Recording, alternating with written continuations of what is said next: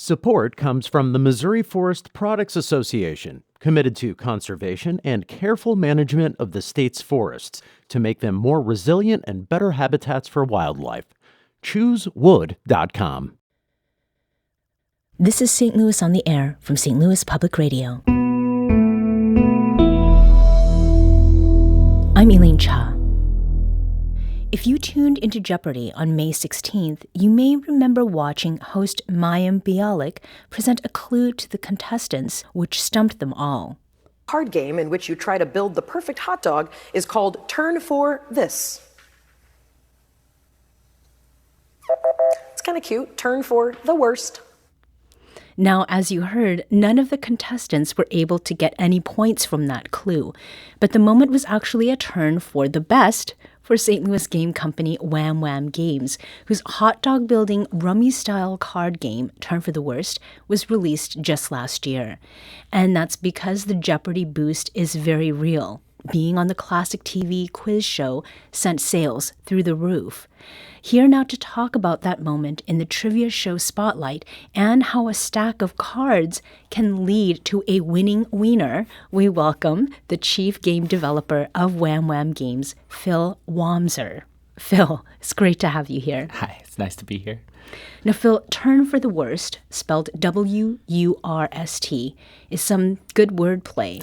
Now, before we get to Jeopardy, tell us how you got to the card game itself. Where did the idea and its name come from? Well, the name was actually came from a joke, I guess. Kind of a friend of mine sent a text message and made that typo, Wurst instead of worse, and I wanted to make fun of her for it. And I had been making games for the last year and a half at that point in time, and discussing on a long car ride with my wife how the best we could make her mistake into a game brought about this initial gameplay, which took a lot of tweaking from there. And I ran it to my brother, and he took it to a local artist friend of ours. And it went from being something funny that we could put in front of our friends to something that people really liked and really wanted to play. Yeah. And so we decided to pursue it as a fully published game. So as far as the game itself and how you play it, is there a best hot dog as well as worst one? Not so much. It's a pretty balanced game. There are definitely recipes that are worth more points, but they're harder to get to. And so it all depends on how you want to play. As with most rummy games, you have to balance that idea of, do I go after more points or do I end the game quickly so no one else can get points as well? And can you break down, what is a rummy-style game? So in general, a rummy-style game is any game where you are drawing cards and discarding cards in an attempt to make a set collection to put together certain groups of cards. So in a classic game of rummy, that would be 4, 5, 6 of spades or 3 twos, however you would want to do it. In our game, you're finishing hot dog recipes as you do that. And is this sort of game that you played growing up, is that part of what inspired it? In part, yeah. We definitely played a lot of rummy with our mom and our grandma. And so that gave us this basis of where to start for this game for sure. And it was always a desire of ours and inspiration once we started making games to make some games that could bring in people who are used to older style games, more classic card games, into the more modern gaming world. Okay. Now, your Jeopardy moment in May did some things. A local store that carried Turn for the Wurst sold out of it, and Wham Wham got some coverage in the Riverfront Times. How was it, though, that you found out that the game had become a Jeopardy clue in the first place? So the day that it had happened, my brother and I, we were getting ready for our next game to launch on Kickstarter, and so I didn't answer the phone when he tried calling me twice back to back. I was kind of sick of him. But he finally sent me a text message saying that we were on Jeopardy, and our uncles, who own a bar in South City, they have a Jeopardy watch party every day at their bar. And so they saw it, called him. My brother records it every day. We're a big Jeopardy family. And so he recorded it, ran in, found it, sent me the clip, and at first, I didn't believe it. I thought it was like a deep fake, an AI, something. Like I thought he had made up something fake, and we were able to dive into it and saw that was going on. And then it was just a crazy night from there on. And do you have any idea how Jeopardy found out about the game or who might have tipped them off? Not at all. In fact, we've reached out on multiple social media platforms, sent them emails, haven't heard back from them. So if someone from Jeopardy is listening, please send me an email. We'd really like to know what was going on. My guess is, they're just constantly looking for more and more clues, and they needed something to fill out a category for turns. Yeah. And so in terms of the boost in sales, tell me what difference it made to be on the show. It was huge in reaching an audience outside of St. Louis. You made the comment no one knew the answer on Jeopardy. That's because up until that point, we'd only sold about 300 copies, and most of them here in St. Louis. After that had happened, we sold out on Amazon within the week and had to rush them more copies there. As you said, one of the local game stores sold out. They've restocked and sold out again since then. So we're on their third restock with them as well. So it switched it from being pretty stagnant outside of game conventions to a pretty steady flow, which has been really nice for our small company. Yeah. Now, even for folks who don't follow the show, Jeopardy is very well known as a classic program and a pop culture phenomenon. And I think you were saying that your uncle has a bar and that there are regular sort of showings of the show. I mean, what did it feel like to have one of your creations featured on that program, especially because it has such a presence in the world of games? Yeah, absolutely. It was pretty unbelievable. I'm still riding that high and looking at the video clip every once in a while because it's a big cultural thing, but it's a huge family thing for us too. Like we used to, I have memories of sitting at the foot of my parents' bed at 4 p.m. on a Thursday watching Jeopardy as a whole family. And, so it was just cool to see that. And to have our tiny little game company featured on what is arguably one of the biggest games in the world was just wonderful. Yeah. Now, Wham Wham Games is a company that has not been around for too long. You and your brother, Jake, founded the company last year. Was game making something you ever thought about doing professionally before that point? Absolutely not. The closest I had ever come to thinking about doing it professionally was in college. I charged some people to teach them how to play Dungeons & Dragons. Outside of that, I had never considered it. Until 2019, we went to a game convention, and we had a blast at it. One of the things that I had never thought about before that week was people have to make these games. Like, to me, Hasbro and Mattel were always just some far-off entity, and that's where games came from. But we play-tested some people's games at that convention and thought we could do this. Yeah. And that kind of kicked us off into the world of game design. And since then, we've published one. We're kickstarting another right now, and we've got 4 more that are just waiting on artwork ready to go. Wow. I mean, so the convention that you're talking about, it happened in 2019. And the pandemic, it changed so much for so many people, including decisions about how they wanted to spend time both at work and at leisure. Is there some role that you think timing played in you and your brother's decision to go to that convention and then to create Wham Wham Games together? I think there's definitely timing. We decided to go to the convention. Our birthdays are only 3 days apart, 3 days in 8 years, because that's how math works. But 3 days apart. And so we used to do something together every year for our birthday, something big. And we hadn't done it in a few years. And so we decided to go to this game convention because that's kind of what revamped our relationship after I got home from college was gaming. Oh, okay. And we loved it. And then I definitely think being stuck at home 6 months later is what really forced me to really buckle down and write the rule set to our first game, which has not yet been published, but it's kind of our labor of love for the last 4 years.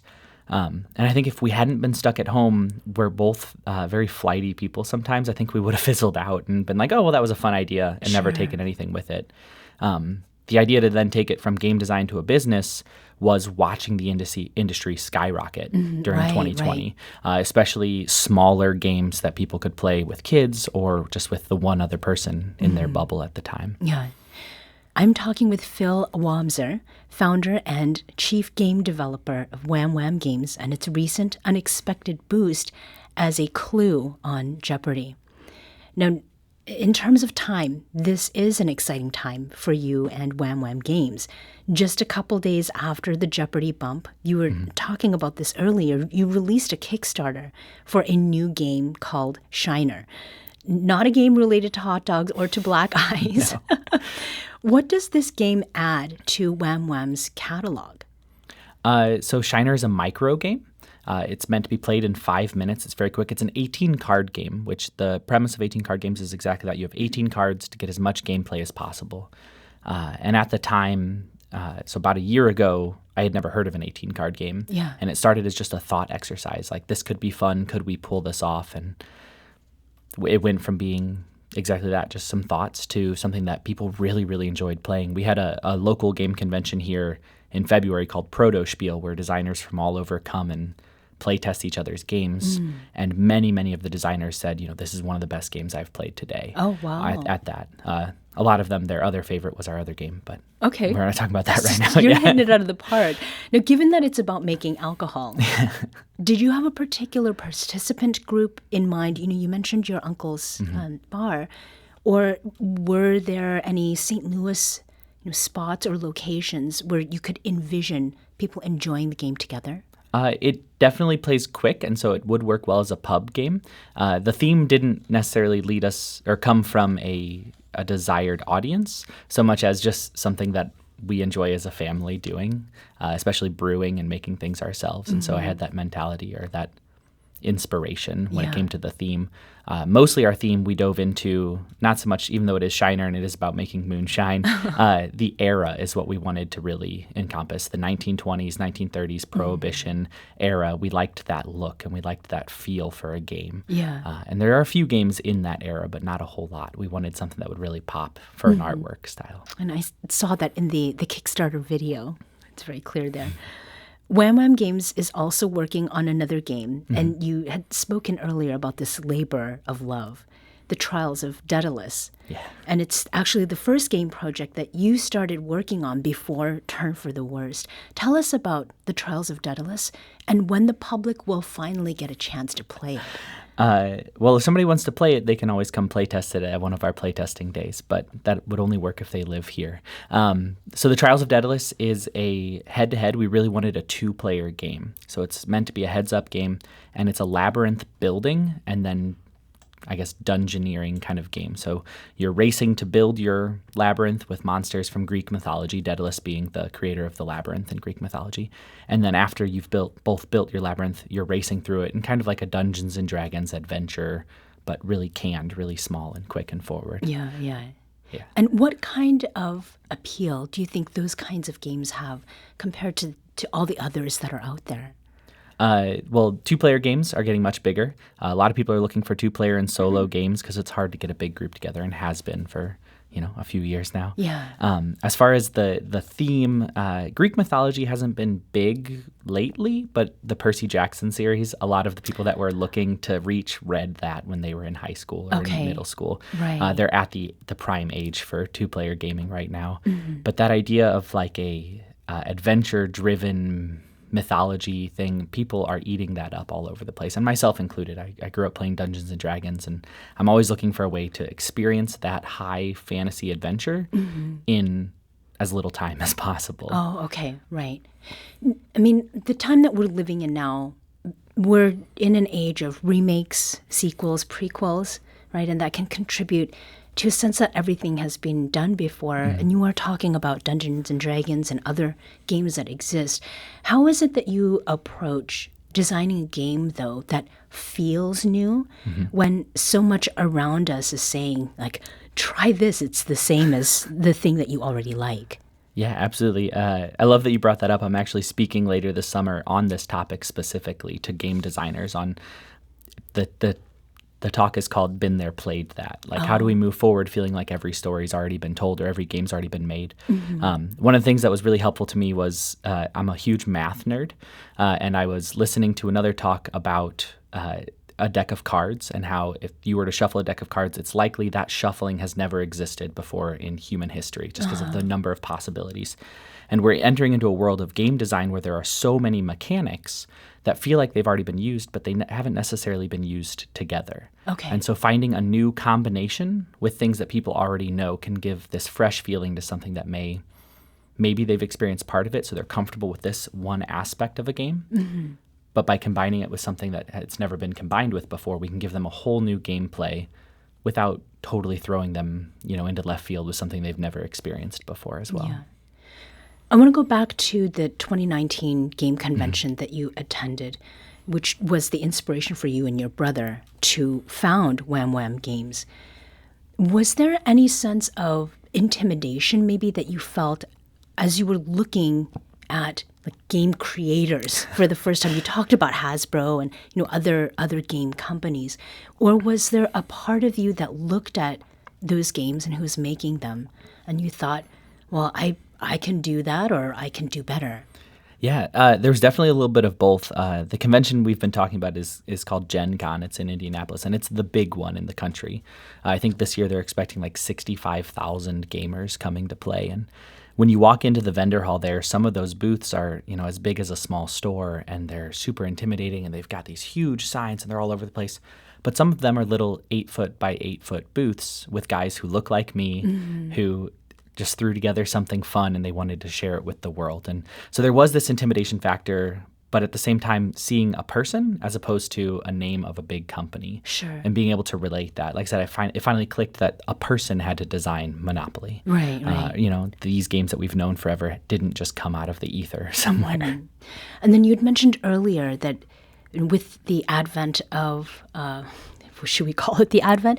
With the pandemic starting, that there was a resurgence in interest in board games. And it seems like that has happened sort of in cycles over time.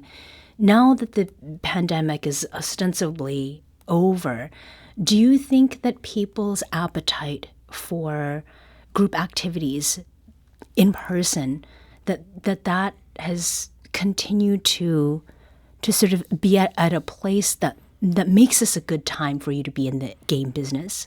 Yeah, absolutely. I feel that way. I feel like people have realized the need for human connection again.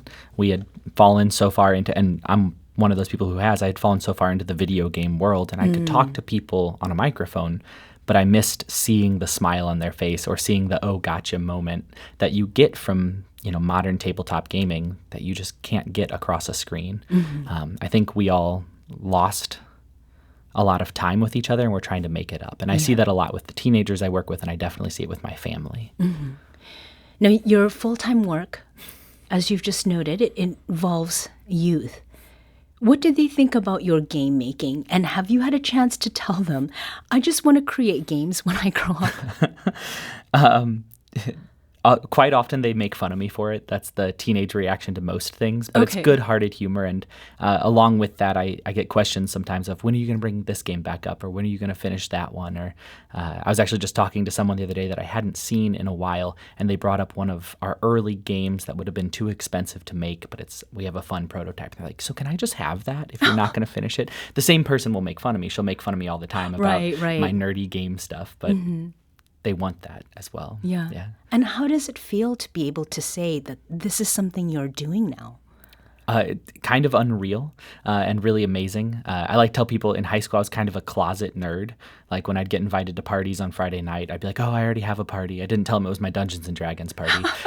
But so I wasn't real out there. My friends knew, but I wasn't real out there with my nerdiness. And then in college, I really dove into this world of RPGs and tabletop games and fantasy literature. And to be able to now say that this thing that I've loved forever and was kind of ashamed of for a little while is what I get to spend most of my time doing. Don't tell my boss, because I should say I'm doing most of my time at my real job, but definitely spend a lot of even that time daydreaming about new games and how to make the game that we're working on better.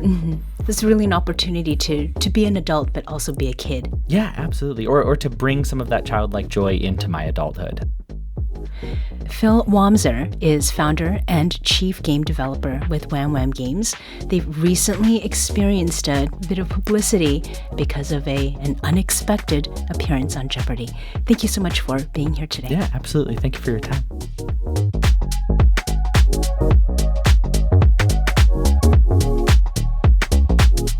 This episode was produced by Danny Wissentowski, with audio engineering and podcast design by Aaron Dorr. Our executive producer is Alex Hoyer. St. Louis on the Air is a production of St. Louis Public Radio. Understanding starts here. St. Louis on the Air proudly supports local artists by using music from Life Creative Group.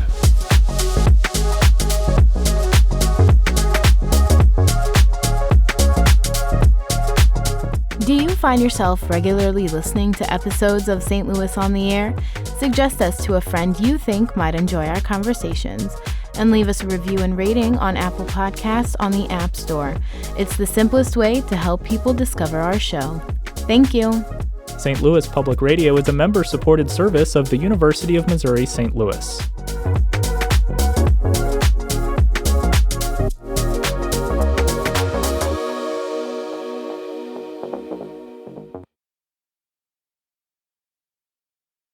Support comes from the Missouri Forest Products Association. Missouri produces wood pallets, railroad ties, white oak barrels, hardwood floors, and more. Details on the variety of products made in the state are at choosewood.com.